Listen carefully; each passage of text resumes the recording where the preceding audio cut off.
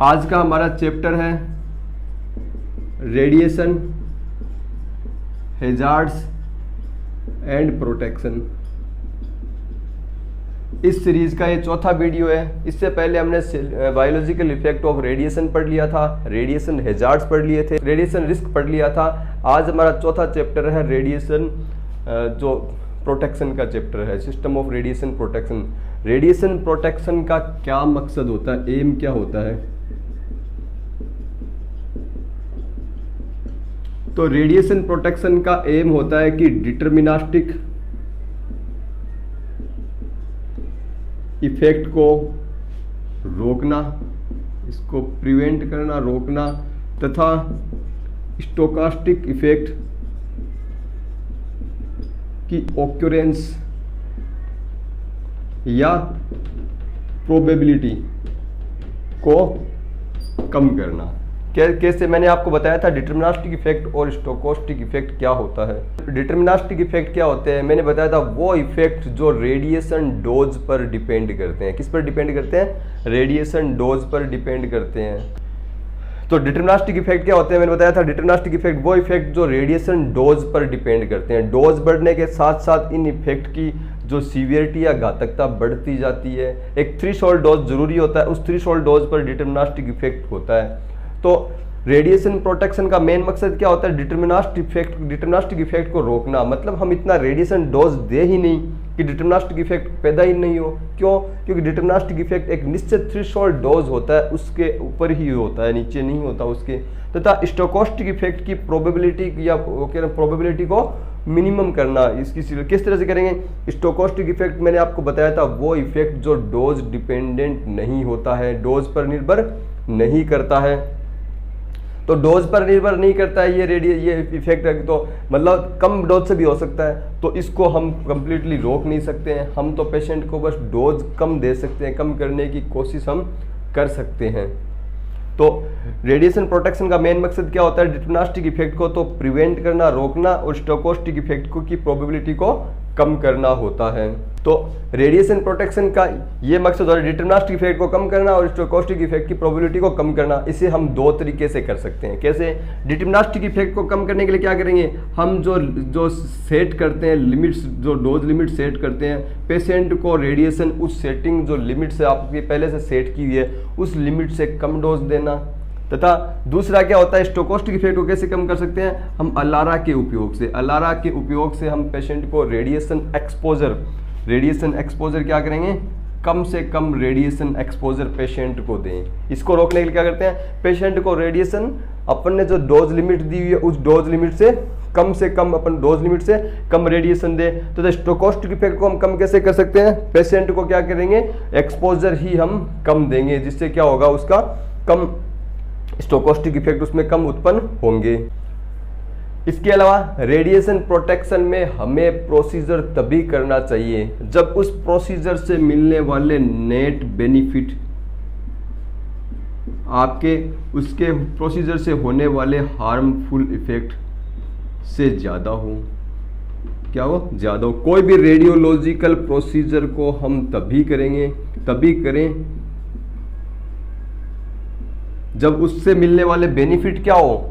उससे मिलने वाले हार्मफुल इफेक्ट से ज़्यादा हो। मतलब इनके बीच में एक बैलेंस होना चाहिए कि आपको जो रेडियोलॉजिकल प्रोसीजर है वो बेनिफिशियल है आपके लिए, उसके बजाय उससे होने वाले नुकसान के लिए। जैसे हमें कोई चेस्ट एक्सरे करना है, अगर चेस्ट एक्सरे कर रहे हैं, एक रेडियोलॉजिकल प्रोसीजर है चेस्ट एक्सरे, तो अगर उस एक्सरे से हमें पेशेंट के डायग्नोस या ट्रीटमेंट में जो बेनिफिट मिल रहे हैं उसकी बजाय इस एक्सरे इरेडिएशन से होने वाले इफेक्ट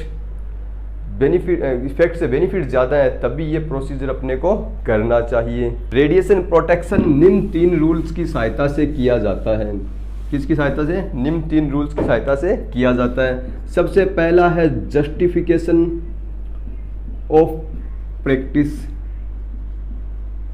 जस्टिफिकेशन ऑफ प्रैक्टिस मतलब ये किसी रेडियोलॉजिकल प्रोसीजर के औचित्य को बताता है। किस तरह से? कि आपके द्वारा किया गया रेडियोलॉजिकल प्रोसीजर, उससे आपको जो बेनिफिट्स हो रहे हैं वो आपको होने वाले लॉस से ज़्यादा है कि नहीं है।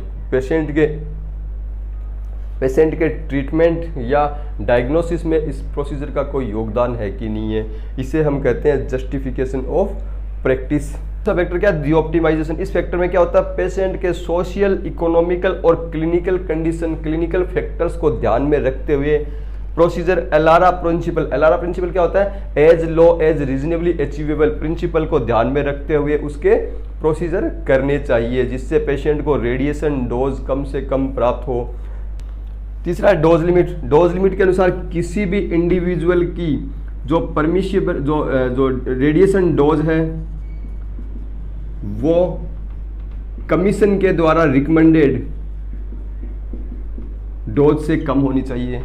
इसका मतलब किसी इंडिविजुअल अगर कोई रेडिएशन एक्सपोज हो रहा है तो उसके द्वारा लिया गया रेडिएशन डोज या उसकी डोज है वो जो कमीशन के द्वारा जो प्रेस्क्राइब डोज लिमिट है उस डोज लिमिट से कम रेडिएशन उसको मिलना चाहिए।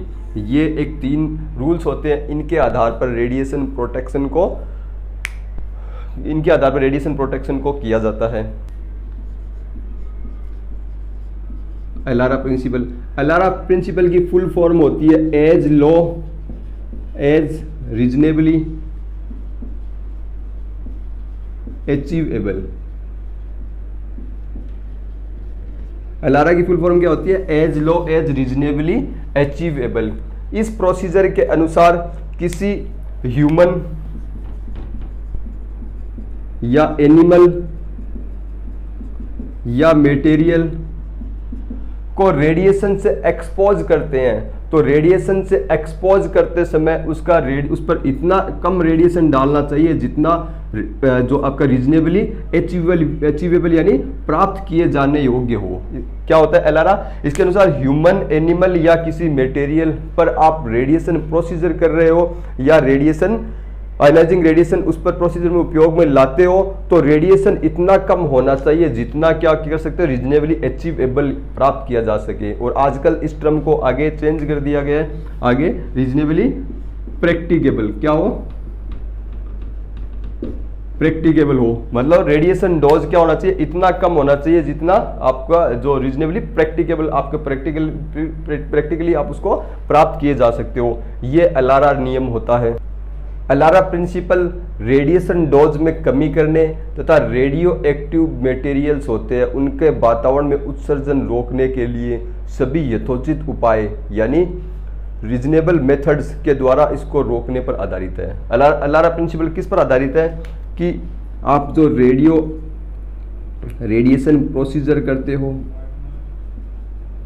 या रेडियो एक्टिव मटेरियल काम में लेते हो, उन रेडियो एक्टिव मटेरियल से अगर रेडियो एक्टिव मटेरियल वातावरण में उत्सर्जित होता है तो एलारा प्रिंसिपल क्या करता है, रेडिएशन डोज को कम करने तथा रेडियो एक्टिव मटेरियल के वातावरण में उत्सर्जन होने को रोकने के लिए जितने उपाय कर सकते हैं उन सभी उपायों के ऊपर एलारा प्रिंसिपल आधारित है। किस पर, यथोचित उपाय यानी रीजनेबल मेथड, अपन उनको किस तरीके से अपन इन चीज़ों को कम कर सकते हैं। एलारा प्रिंसिपल क्या करता है, आपका रेडिएशन डोज वो कम करने और रेडियो एक्टिव मटेरियल का वातावरण में उत्सर्जन को रोकने के ऊपर आधारित है, जिसके लिए जो जो काम लिए गए हैं उन सभी पर आधारित है। ये एलारा क्या होता है, एलारा एक रेडिएशन प्रोटेक्शन प्रिंसिपल है।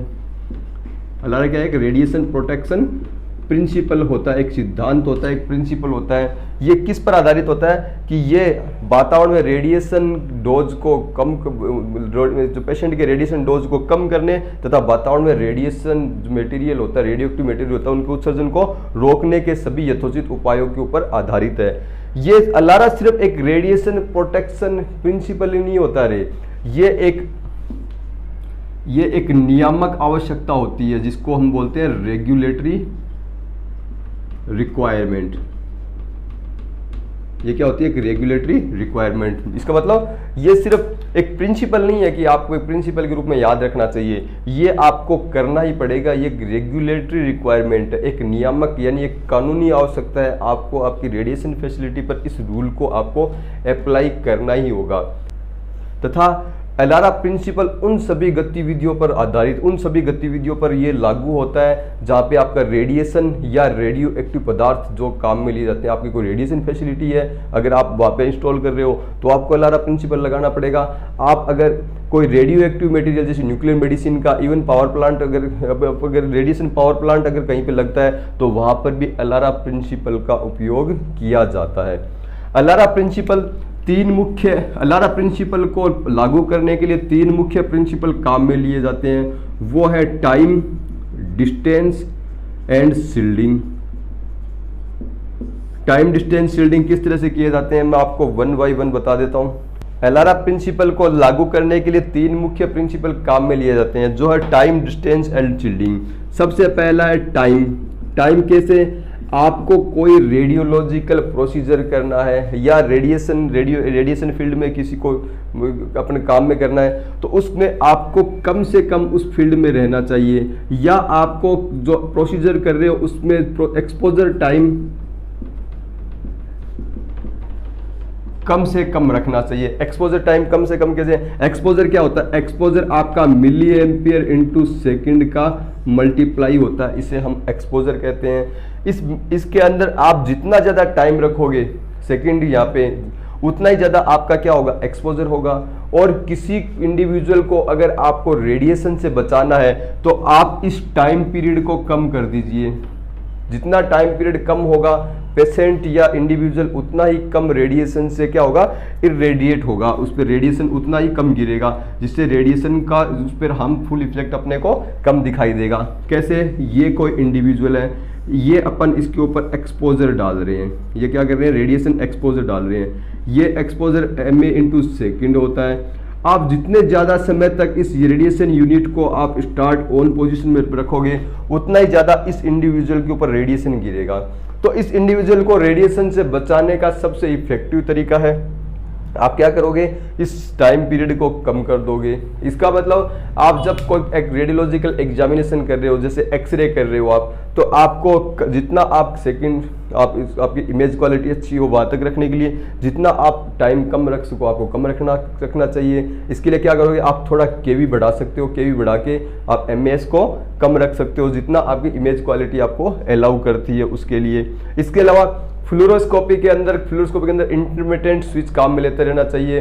पल्स्ड फ्लोरोस्कोपी है, पल्स्ड फ्लोरोस्कोपी को काम में लेना चाहिए। आपको जो रेडियोलॉजिस्ट होता है, रेडियोग्राफर होता है, उसको ट्रेन करना चाहिए कि वो जो स्विच होता है, जो पेडिस्ट्रेन स्विच होता है, जो फुट स्विच होता है, उसको इंटरमिटेंट रूप से बीच बीच में दबाता रहे, इमेज देखता रहे, न कि वो कंटिन्यूसली लाइव उसको इमेज देखने के लिए कंटिन्यूसली उसको दबाता रहे। इसके अलावा पल्स्ड फ्लोरोस्कोपी काम में ली जाती है, जिसमें क्या हो 1 सेकंड के या जितना भी एक्सपोजर होता है उसके अंदर ब्रस्ट के रूप में, छोटे छोटे ब्रस्ट के रूप में रेडिएशन बाहर निकलता है उस चीज़ के लिए। इसके अलावा फ्लोरोस्कोपी के अंदर जो इमेज फ्रीज की जो कैपेबिलिटी है उसको भी काम में लेना चाहिए, ताकि इमेज को फ्रीज करके उसको प्रोसीजर के दौरान उपयोग में लाया जा सके। तो सबसे पहला एलारा का जो सहायक नियम होते हैं जिसके द्वारा एलारा प्रिंसिपल का उपयोग में अपन उसको लागू करते हैं, उसका सबसे पहला नियम है टाइम, लेस टाइम। आपको एक्सपोजर टाइम कम से कम रखना चाहिए जिससे पेशेंट को रेडिएशन कम से कम लगेगा। दूसरा है डिस्टेंस। डिस्टेंस कैसे? आपको पता है एक्सरे या आयोनाइजिंग रेडिएशन ये इनवर्स स्क्वायर लॉ का पालन करते हैं। इनवर्स स्क्वायर लॉ मतलब इनकी जो इंटेंसिटी होती है वो 1/r² के समानुपाती होती है। जैसे जैसे दूरी बढ़ती जाएगी वैसे वैसे क्या होगा? आपकी जो एक्सरे बीम की इंटेंसिटी है वो कम होती जाएगी उसकी। किस तरीके से? जैसे ये कोई रेडिएशन यूनिट है, एक पेशेंट अगर 1 मीटर डिस्टेंस पर है और एक पेशेंट अगर इसकी 2 मीटर डिस्टेंस पर है, तो 1 मीटर डिस्टेंस पर होगा तो इंटेंसिटी इजिकल टू क्या होगी? I, और 2 मीटर डिस्टेंस पर होगा तो I/2 का स्क्वायर यानी I/4, 1/4 भाग कम हो जाएगा। 1 मीटर डिस्टेंस में 1/4 लेवल पर इसकी इंटेंसिटी आ जाएगी। तो रेडिएशन प्रोटेक्शन का दूसरा रूल है डिस्टेंस। डिस्टेंस अगर रेडिएशन यूनिट से डिस्टेंस अपन रखेंगे तो हमें रेडिएशन जो आपको एक्सपोजर होगा वो कम मिलेगा। क्यों मिलेगा? क्योंकि एक्सरे या आयनाइजिंग रेडिएशन ये इलेक्ट्रोमैग्नेटिक रेडिएशन होते हैं, और electromagnetic radiation inverse square law का पालन करते हैं। दूरी के साथ साथ इनकी तीव्रता घटती जाती है। इसके लिए जैसे वार्ड में मोबाइल रेडियोग्राफी करते हैं या सीआरएम, जो ओटी के में सीआरएम मशीन चलाते हैं, तो उसके साथ में एक 2 मीटर का जो हैंड स्विच आता है उसके साथ वायर लगा होता है, तो उस स्विच से आपको एक्सरे यूनिट से कम 2 मीटर दूरी पर जैसे वहाँ पर जाकर उसको एक्सपोज करना चाहिए, जिससे एक्सरे ट्यूब हेड से 2 मीटर दूरी पर आपका रेडिएशन की इंटेंसिटी इस रूल से बहुत ज़्यादा कम हो जाएगी, आपका एक्सपोजर बहुत कम हो जाएगा। इसके अलावा एक्सरे जो फिक्स्ड डिपार्टमेंट्स में फिक्स्ड एक्सरे मशीन्स होती है, उनके ट्यूब हेड या उनके ट्यूब कोच से आपसे ऑपरेटिंग कंसोल की दूरी सफिशिएंट होनी चाहिए। तीसरा रूल है इसमें शील्डिंग। शील्डिंग में क्या होता है, एक्सरे यूनिट तथा इंडिविजुअल या ऑक्यूपेशनल वर्कर है उसमें एक लेड की सीट या लेड का बैरियर रख दिया जाता है, जिसे हम शील्डिंग कहेंगे। शील्डिंग के लिए लेड इक्विवेलेंट मटेरियल का उपयोग किया जाता है। लेड सबसे इफेक्टिव जो शील्डिंग मटेरियल होता है। क्यों होता है? क्योंकि इसका हाई एटॉमिक नंबर होता है तथा हाई डेंसिटी होती है, जिससे इसका अटेन्यूएशन कोफिशिएंट बहुत ज़्यादा होता है। ये बहुत ज़्यादा एक्सरे बीम को अटेन्यूएट कर पाता है। शील्डिंग के लिए लेड डिपार्टमेंट में लेड बैरियर काम में लिया जाता है, जो 6 फीट लंबा तथा 4 फीट लगभग 4 या 4.5 फीट चौड़ा होता है। इसकी थिकनेस 1.5 mm लेड इक्विवेलेंट होती है। इसके अलावा फ्लोरोस्कोपी में हम lead apron, thyroid protector, lead goggles का उपयोग करते हैं, लेड गोगल्स के द्वारा, जिनकी थिकनेस भी लेड इक्विवेलेंट मटेरियल में होती है। अलग अलग थिकनेस, अलग अलग के लिए मैं आपको थिकनेस का चार्ट में यहाँ पे दे दूंगा आपको। तो ये टाइम, डिस्टेंस और शील्डिंग 3 अलारा के सहायक प्रिंसिपल होते हैं। इन प्रिंसिपल में ये जो 2 प्रिंसिपल होते हैं, ये रेडियोग्राफर इनके ऊपर अच्छे से कंट्रोल कर पाता है। ये रेडियोग्राफर के कंट्रोल में नहीं होता, क्योंकि एक सीमा से ज़्यादा हम टाइम को भी कम नहीं कर सकते, लेकिन हम डिस्टेंस और बढ़ा सकते हैं और शील्डिंग का उपयोग कर सकते हैं। ये अपने हाथ में होता है, ये चीज़ अपने ये। तो ये था अलारा प्रिंसिपल, जिसमें हमने टाइम, डिस्टेंस और शील्डिंग भी पढ़ लिया है।